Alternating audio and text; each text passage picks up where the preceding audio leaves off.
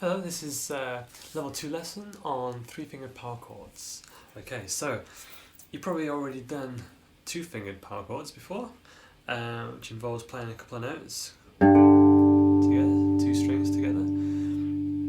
I'm on the 3rd fret here with my first finger on the lowest string, and my 3rd finger is on the A string at the 5th fret.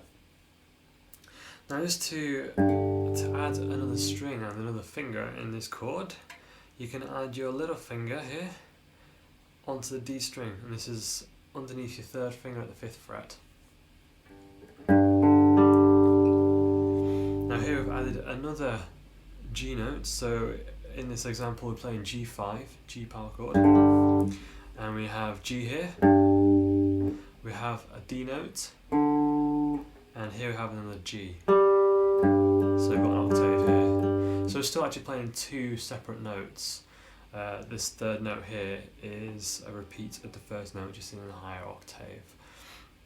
So when it comes down to chord construction, we're still only actually playing the root and the 5th. And to explain that a little further, if we played up the major scale here, the G major scale, you've got your 1st note here, 2nd note, 3rd, 4th, 5th.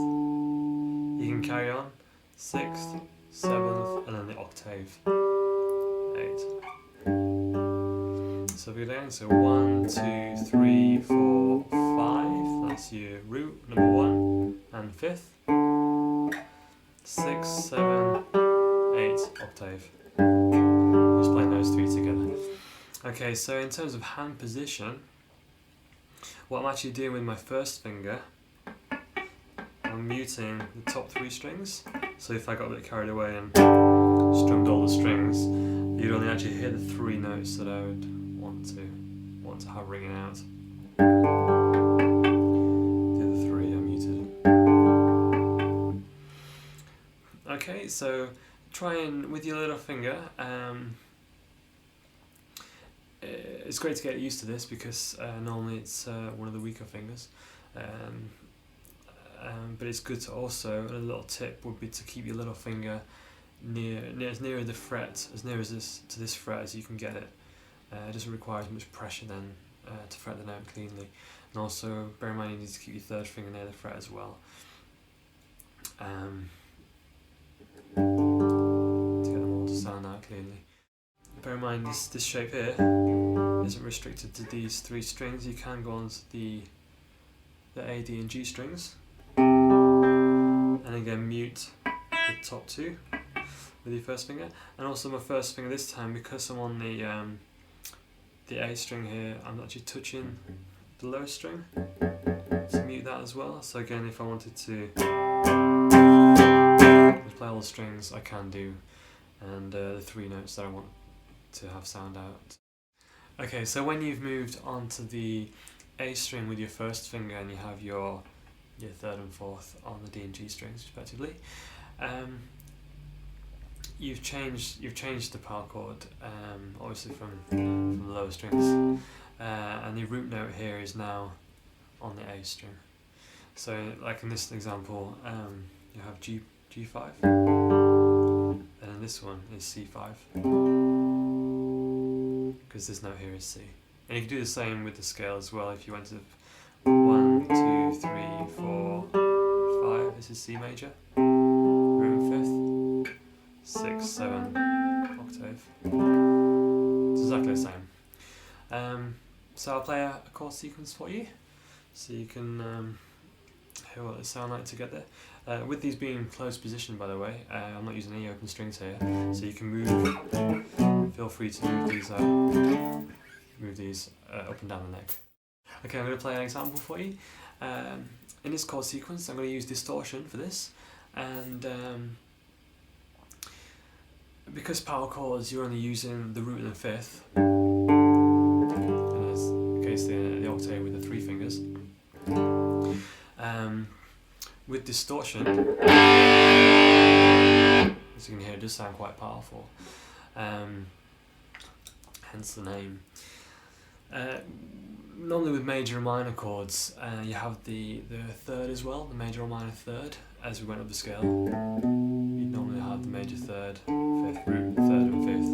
Because we've taken that third out, and playing it steady, it's a bit... with distortion, the thirds can sound a bit muddy. I'll show you. This is a G major.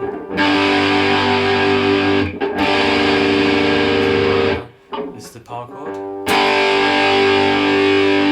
So you can hear it's a lot crisper, a lot cleaner. Okay, so here's the sequence.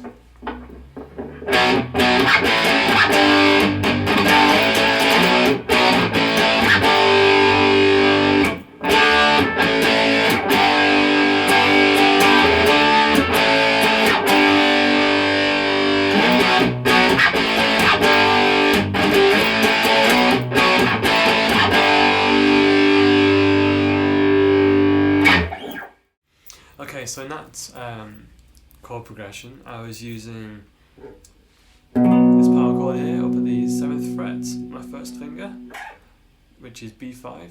This here moved down 2 frets to A5, first finger's at the 5th fret, and then moved down again to where we were before, first finger's at the 3rd fret for G5. I also used D5, which is up at the 5th fret again, but on the higher strings. The first finger's on the A string, that's your root note there. I was playing through, just running down those 3 down the lower strings, then back up to the 5th fret on the last little bit there.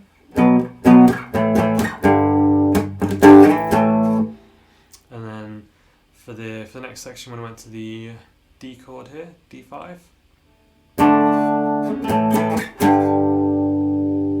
And so I just went from D5 to A5 to G5.